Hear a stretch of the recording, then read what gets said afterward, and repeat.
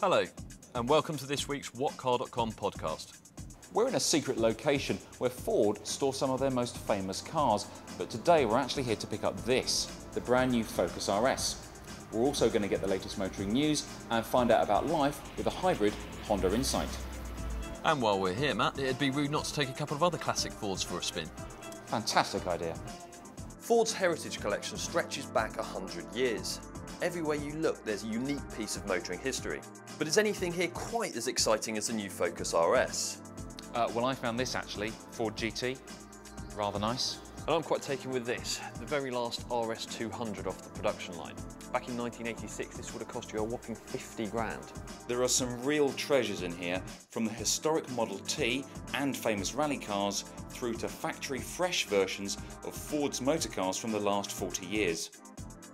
Right, down to business now, as Will gets to grips with the brand new Focus RS.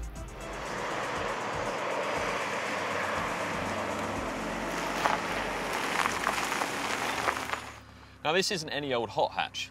You only have to look at the stats to see that. Top speed, 163 miles an hour. 0 to 62, 5.9 seconds. 301 brake horsepower. So it's stupidly quick on paper. But the people who are going to buy this car are only going to care about one thing, how it drives.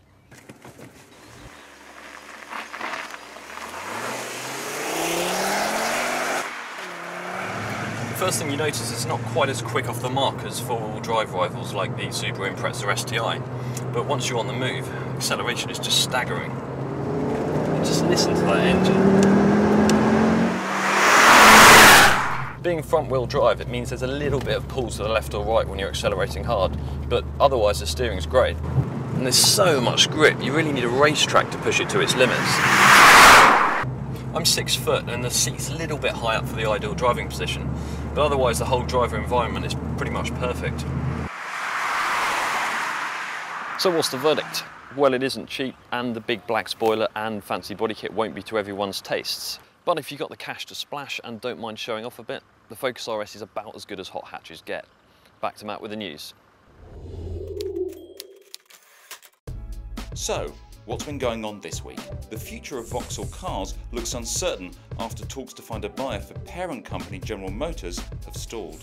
The Audi Q5, Honda Jazz, Hyundai i20, Kia Soul and Peugeot 3008 have all achieved the maximum 5-star award in the latest round of Euro NCAP crash tests. And finally, you could be in real trouble if you see one of these in your rearview mirror. The police are evaluating a brand new type of high-speed pursuit car, the Jaguar XF. Who says coppers can't be cool? For more details on these and other headlines, visit the news section of WhatCar.com right after the podcast. Alright then, let's get back to some tasty Fords. This is the last of the Ford Escort RS Cosworths, and I wasn't really sure what to expect compared to the newer, more modern Focus RS. It is still very quick, but it does show its age a little bit. The gearbox is quite notchy and the clutch is a bit vague. Probably the biggest difference, however, the brakes. They really don't inspire much confidence. However, at the end of the day, it's still very quick and great fun. Right, I'm driving the original Focus RS, and this is actually the very first car off the production line. It's not quite as quick or as easy to drive as the new Focus RS, but it is much rawer. The clutch is heavy, the steering is reasonably heavy but well weighted. The interior is the sort of one let down compared to a modern car. It does feel a little bit plasticky, but outside it still looks sharp and it's great to drive. So, what will it cost to buy a slice of RS heritage? Well, the Escort RS is an appreciating modern classic, and you can spend from £10,000 for something that's in decent shape. Beware of thrashed or modified cars though. The newer Mark I Focus RS generally starts around £9,000 for a car with 80,000 miles, but if you want something in collector's condition, expect to pay well over £11,000. Everyone wants to be seen doing their bit for the environment these days. No one's going to miss my efforts in this, our bright blue Honda Insight. Looks a bit familiar? Well, the resemblance to the Toyota Prius isn't a coincidence. This is Honda's rival to that car. It too uses a combination of a small petrol engine and an electric motor to use as little fuel and emit as little carbon dioxide as possible.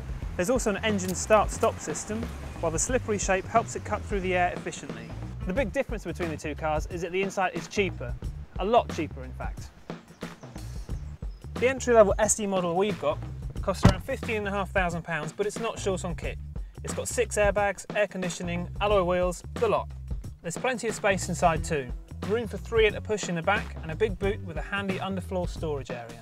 So far I haven't matched the official average of 64.2 mpg, but I'm getting around 50 mpg, which is pretty good. The Insight has a couple of features to help me drive as economically as possible.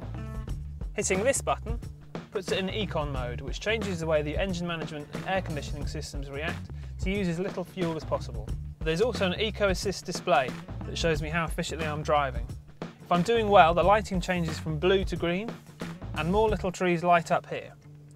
There's a lifetime score too, and I'm determined to achieve the maximum 5 trees. Come back to whatcar.com for regular updates and see if I can manage it.